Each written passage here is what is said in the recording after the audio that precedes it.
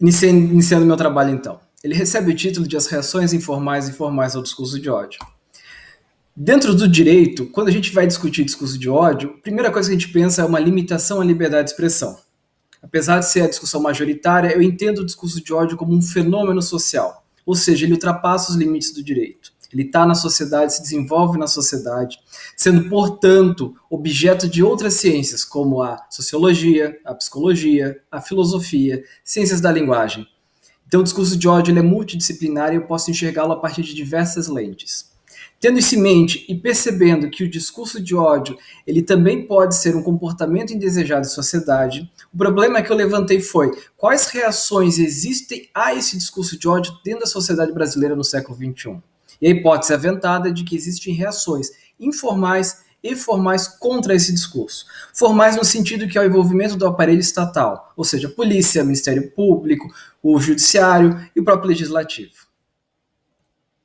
Os objetivos geral, então, foi identificar e descrever reações formais e informais desse discurso. Evidente que esse objetivo ele não é esgotar essas reações, mas pensar algumas delas para conseguir pensar algo sobre.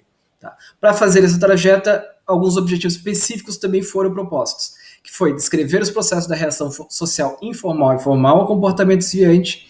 B. Fazer um panorama do Brasil, do ódio, de suas reverberações sociais e jurídicas. E último, identificar e descrever as reações informais e formais ao discurso de ódio na sociedade brasileira do início do século XXI. Esses objetivos eles vão estar divididos nos capítulos que eu desenvolvi. A teoria de base que eu uso é o Howard Becker, com a teoria de etiquetamento social. Mas vocês podem perceber no desenvolvimento do trabalho que eu bebo muito de Becker e Luckmann e Goffman, o interessismo simbólico e o construtivismo social, e também de Neil Land, do Pechet, com a análise do discurso.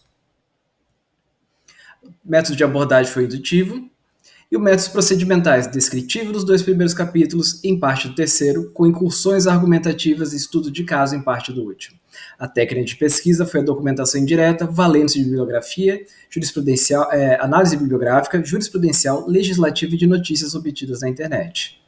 O trabalho, então, seguiu os objetivos específicos que foram divididos em 3 tópicos. Primeiro, os processos de reação informal e formal ao comportamento desviante.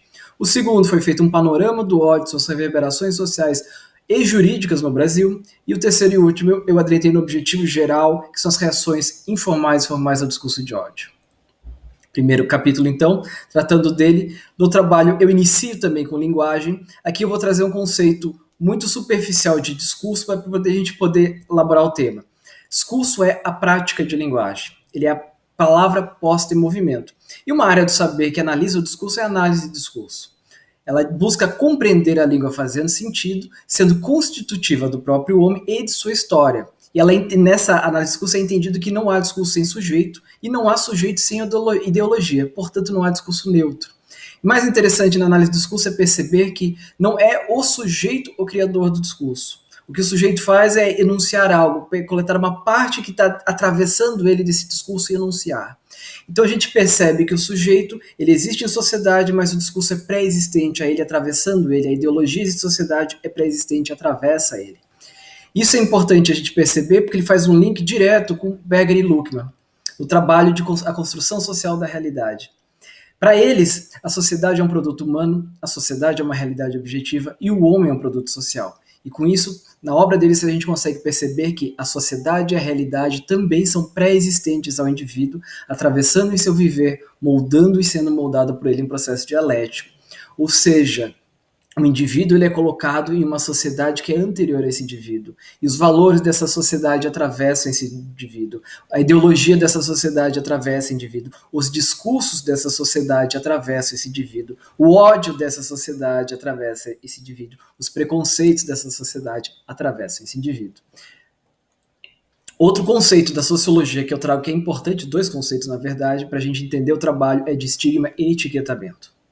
O estigma, isso é retirado do dicionário de sociologia, ele é um rótulo social negativo que é atribuído ao indivíduo possuidor da característica. Ou seja, não é a posse do atributo que caracteriza o estigma, mas a valoração social negativa dada por outro ao possuidor. Dando um passo além, indo a Becker, com a sua teoria do etiquetamento, ele vai dizer que quando a gente cria uma regra, seja ela formal ou uma regra social, cria-se automaticamente o desvio. Cria uma regra, nasce o desvio.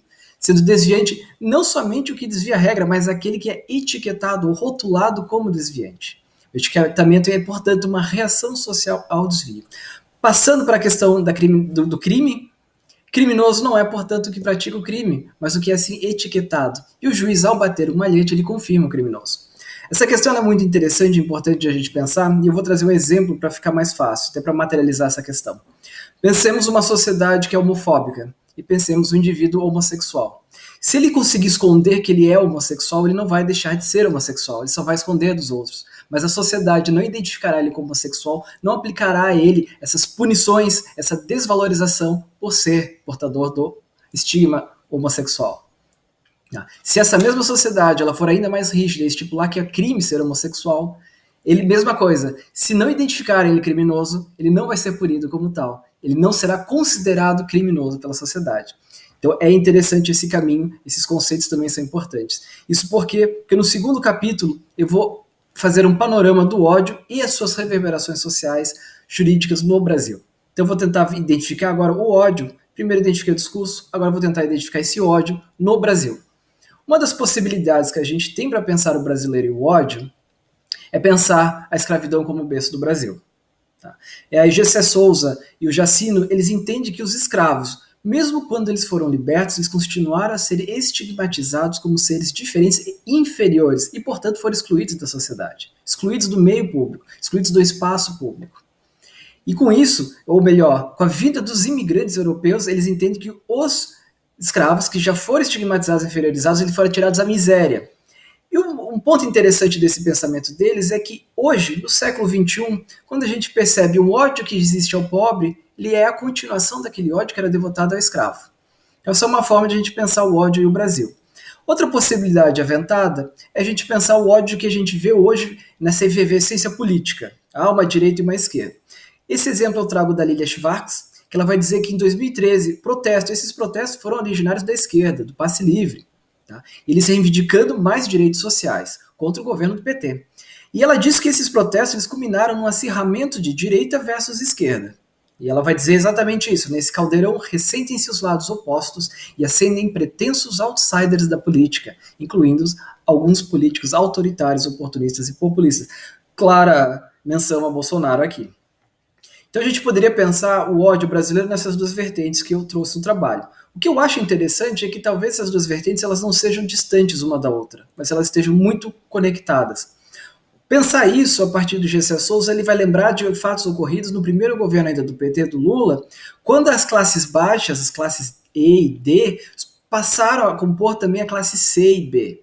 E a gente via um preconceito absurdo na sociedade, dizendo, meu Deus, esses novos ricos. Era um conceito que passava na sociedade, os novos ricos. Eles não sabem, como diria o Bourdieu, não há aquela distinção natural, né? Outra possibilidade de pensar isso também é com Salah Khaled. Ele faz um livro que trabalha com o discurso de ódio e sistema penal, ele vai analisar esse processo desde a queda do governo da Dilma, até um pouco antes, essas movimentações de 2003 até a queda do governo Dilma. Ele vai dizer o seguinte, isso aqui um pouquinho após a queda da Dilma. As elites brasileiras sempre desprezaram a democracia e a pluralidade, estando dispostas a produzir dicotomia simbolicamente por meio de elaboração de imagens demonizadas dos adversários. Ou seja, a elite cria inimigos, e a inimigo da elite é o pobre. Isso eu acho muito interessante, porque se a gente passar agora para 2021, 2020, a gente tem, por exemplo, o ministro da Economia dizendo, empregada doméstica indo para Disney, uma festa danada. Se a gente voltar essas semanas agora, ele soltou mais um monte de frases nesse estilo. Ou seja, o que a gente verifica é que talvez por trás dessa questão de direita e esquerda, o Brasil carregue dentro de si ainda um ódio ao escravo, ao preto, ao pobre, aos vulneráveis, o que tenta se manter, de certa forma, essa elite. Esse é outro ponto, então, que eu fecho essa questão do ódio e a relação com o brasileiro. Para trazer um dado bem material, eu encontrei esse trabalho que ele é feito pela Words Heal the World. Ele foi publicado em 2018 e o que eles fizeram foi analisar crimes de ódio registrados pela polícia no Brasil. Então avaliaram só crimes de ódio. E o que a gente verifica aqui, os crimes de raça, eles estão em torno de 70% no Brasil, seguido pelos de orientação sexual e depois o feminicídio. Essa é uma característica nossa. Então provavelmente aqueles pensamentos que a gente vem montando no trabalho também se confirmam um pouco com esses dados aqui estatísticos. Apesar de a gente analisar o ódio sempre como algo disruptivo ou destrutivo, eu achei esse trabalho da Kiefer e George que ele vai mostrar que o ódio, dentro de uma discussão social e política, ele pode ter um teor construtivo. Eu trago essa frase, esse pensamento do Deleuze, quando ele está analisando a obra de Foucault, do Vigiar e Punir do Foucault, que eu acho fantástico. Ele diz: basta que o ódio esteja suficientemente vivo para que dele se possa tirar alguma coisa.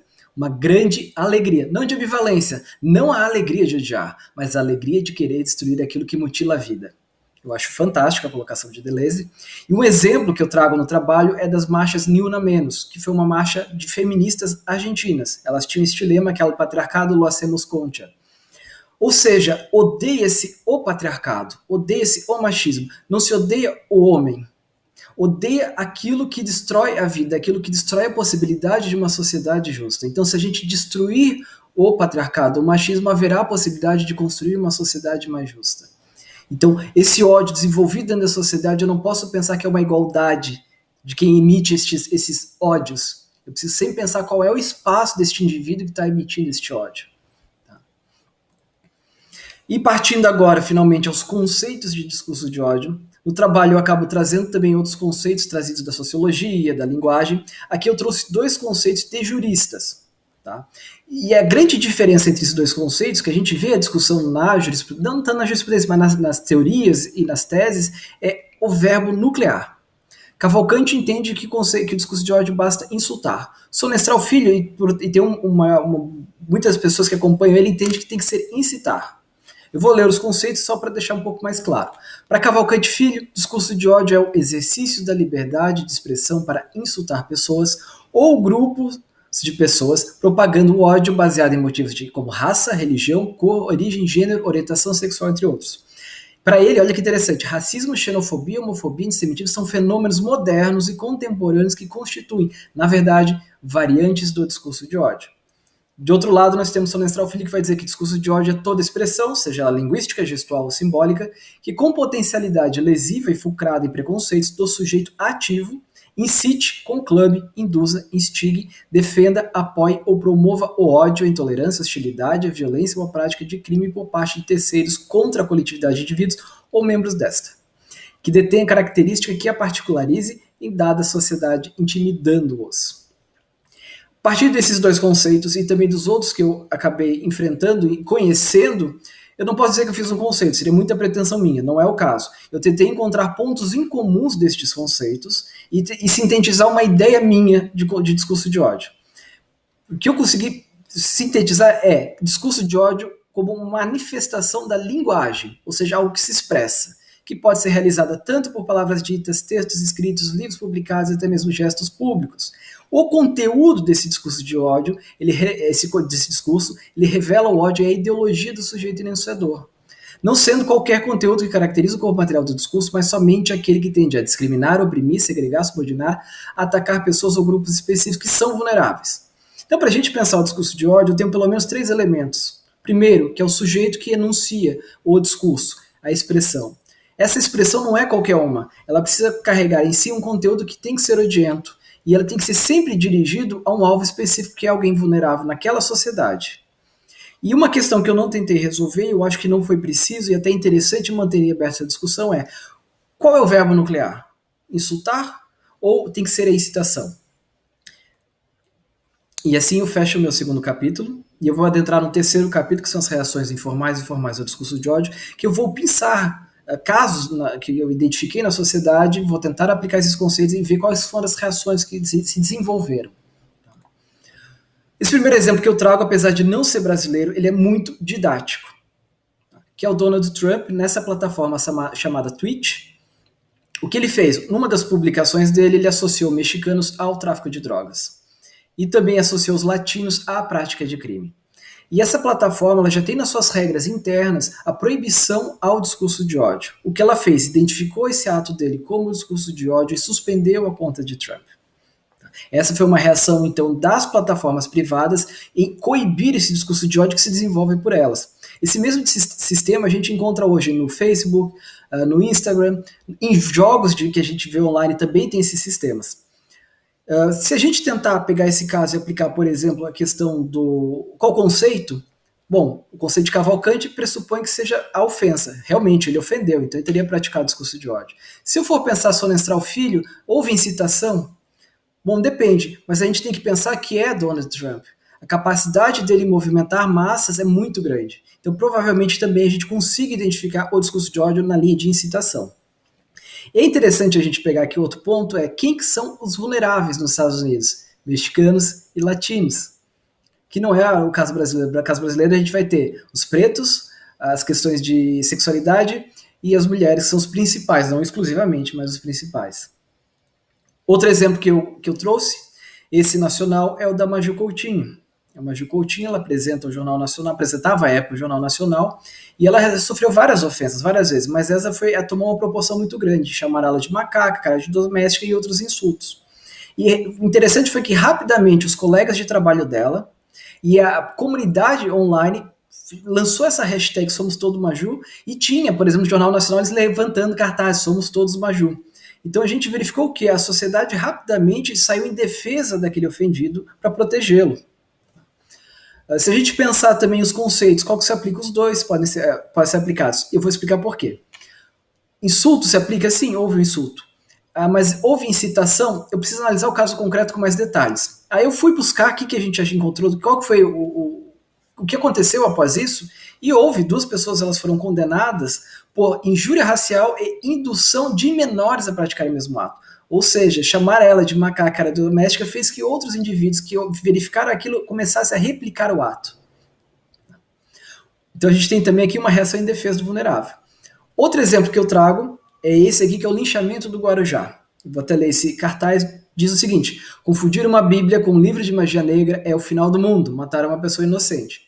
O que acontece? Acho que foi esse caso, houve uma fake news. A gente não fala fake news, mas hoje a gente pode falar, houve uma fake news dizendo que nessa comunidade havia uma mulher bruxa que sequestrava crianças para fazer magia negra. Algo bem medieval. E o que fizeram? Um dia, uma moradora da comunidade, ela estava andando na rua com uma Bíblia embaixo do braço. Algumas pessoas identificaram ela como se fosse essa sequestradora, pegaram ela, lincharam. Na internet tem vídeos, fotos, é bem triste, bem agressivo. Ela morreu do linchamento. Ela deixou um bebê, que está aqui na foto, um pouco pequeno, uma filha de menos de 10 anos e um marido.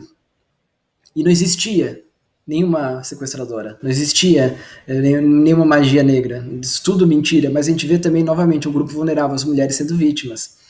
O que é interessante desse caso é que o discurso de ódio ele acabou servindo dentro da própria sociedade, ele não serviu para que as pessoas saíssem em defesa da mulher, mas ele amplificou o próprio discurso e outros crimes foram praticados em razão dele. Então o discurso de ódio ele pode tanto preservar a vítima ou pode até piorar a condição dela. Então a gente verifica aqui que também que houve o quê? Tanto a aplicação do conceito de ofensa, quanto o conceito de incitação, porque levaram outras pessoas a praticarem o ato.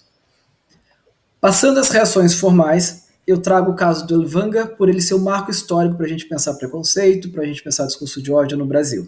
Este senhor, ele já é falecido, ele foi acusado e condenado por incitação ao racismo, em razão de ter publicado conteúdo negacionista. O que ele fez? Ele escreveu este livro, Nos Bastidores da Mentira do Século. Ele defendia o quê? Que quem tinha sofrido o Holocausto não eram os judeus, mas sim os alemães. Ele também publicou outros livros revisionistas. O que é muito interessante deste julgado é que o STF se debruçou, apesar de ter várias críticas, mas ele se debruçou sobre temas como o que é raça e o que é racismo no Brasil. E ele ampliou o conceito, deixando de adotar aquele conceito biológico. São raças biológicas. Não, nós devemos pensar a raça e o racismo como uma construção social de raça. E aí você poderia abarcar outros grupos que não exclusivamente os pensados inicialmente. Tanto é que hoje houve uma expansão desse pensamento, desse entendimento do STF, para também colocar em mora o Congresso Nacional, que não legislou para proteger a comunidade LGBTQIAP+. Então hoje a comunidade LGBTQIAP+, ela está protegida como dentro do conceito de racismo. E um caso que eu analisei, e eu trago aqui para vocês, foi esse recurso especial 1.569.850 do Rio Grande do Norte. Ele é um RESP do Ministério Público Federal com pedido de quebra de sigilos cadastrais de uma pessoa que, após o resultado eleitoral de 2014, que reelegeu Dilma Rousseff, disse o seguinte: Ei, Ebola, olhe com carinho para o Nordeste.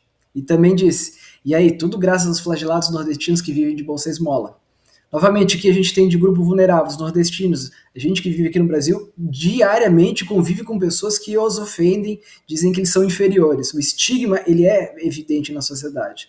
E a questão que eu levantei nesse caso é, houve discurso de ódio ou não? Se a gente pensar o conceito de Cavalcante Filho, sim, houve um insulto.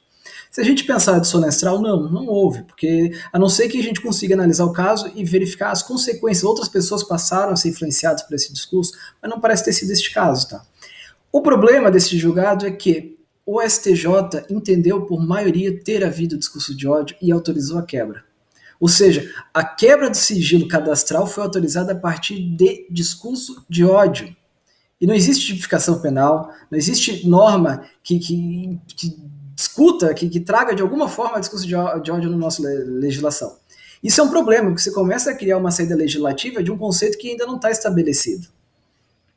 E a segunda questão é, bastaria ter enquadrado em discriminação criminosa, uma lei já antiga posta, ou seja, tenho saídas já no nosso instrumental para conseguir chegar ao mesmo fim, não precisaria ter ido até o discurso de ódio.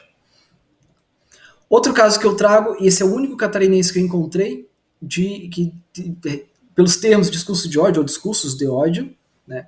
E o que acontece? É um habeas corpus impetrado em razão de prisão mediante representação formulada por autoridade policial após o impetrante ter publicado em rede social 3 vídeos contendo ameaças e desacatos a policiais, magistrados, delegados e aos funcionários públicos. Qual que é o problema maior aqui?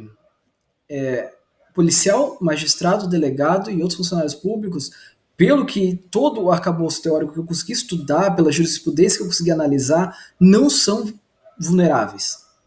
A não ser que a gente tivesse um policial preto, ou um magistrado gay, um delegado mulher, em razão dessa característica, ele tivesse sido ofendido, ou tivesse sido incitado a um crime contra ele, ou um próprio incitado a um discurso de ódio contra ele. Não é o caso. Então foi denegado habeas corpus usando-se como tivesse havido discurso de ódio, e ele citou aquele habeas corpus do STF, que é do caso Elvanga. Então é um conceito que começa a ser aplicado na jurisprudência, a gente já começa a ver decisões judiciais, e ele está sendo aplicado de um modo um pouco descuidado. Levanta, digo assim, a gente precisa prestar atenção no caminhar disso. A outra possibilidade de reações formais que eu levantei no trabalho foi pela via legislativa, a criminalização dessa conduta. E nela eu encontrei 2 projetos que tratam de discurso de ódio, e eles entendem que deveria existir no Código Penal o artigo 154C. Eu vou até ler o caput. Incorre nas mesmas penas previstas neste decreto-lei, que por meio da internet, dispositivos eletrônicos e ambiente virtual, desenvolver, difundir, induzir, injuriar ou incitar a intolerância ao ódio, preconceito, exclusão e violência de qualquer forma, inclusive simbólica, por motivo de raça, cor, gênero, identidade de gênero, orientação sexual, religião, origem nacional ou étnica, idade ou condição de pessoa com deficiência. Nossa, é um tipo muito amplo. É difícil às vezes entender o que não entraria aqui como discurso de ódio. Praticamente qualquer coisa eu consigo classificar como discurso de ódio. E quando eu estava até relendo meu trabalho, eu lembrei das aulas do professor Valci, que ele diz, o tipo tem que ser o menor possível. E aqui a gente está vendo justamente o oposto. O segundo problema que eu encontrei nesse projeto de lei, nesses 2 projetos de lei, é que os fundamentos para fazer este projeto de lei, eles não são consequência lógica, ou quer dizer, o tipo proposto não é consequência lógica dos fundamentos. Os fundamentos eles se limitaram a discutir incitação. E a gente vê aqui um tipo que coloca desenvolver, difundir, induzir, injuriar ou incitar. E também a gente percebe com uma amplitude de possibilidades, o direito penal está sendo realmente utilizado como última ratio. Então são questões que eu levantei, e eu acho que esses projetos de lei precisam de amadurecimento, maior discussão, inclusive eles foram tirados de tramitação para ampliar essa discussão. Eles realmente identificaram que precisa de melhorias. Com isso, eu concluo do meu trabalho que há divergências em conceituar o discurso de ódio, e apesar de haver divergências, é possível identificar e até mesmo descrever atos que se enquadrem nessa categoria de discurso, ainda que o discurso de ódio é capaz de gerar reações sociais informais e formais. As informais, elas foram indicadas tanto a favor ou contra o discurso proferido, e as reações formais que eu consegui identificar, elas foram sempre contrárias a esse discurso. Dentro do aspecto dessas reações formais, foi verificado que os tribunais estão sendo obrigados a julgar, porque eles também não podem deixar de julgar. Casos em que o discurso de ódio se faz presente. Todavia, além da ausência de normas sobre o tema, constatou-se não haver consenso jurisprudencial, nem um consenso conceitual. E apesar disso, há tentativas, ainda que precárias, da tipificação penal do discurso de ódio.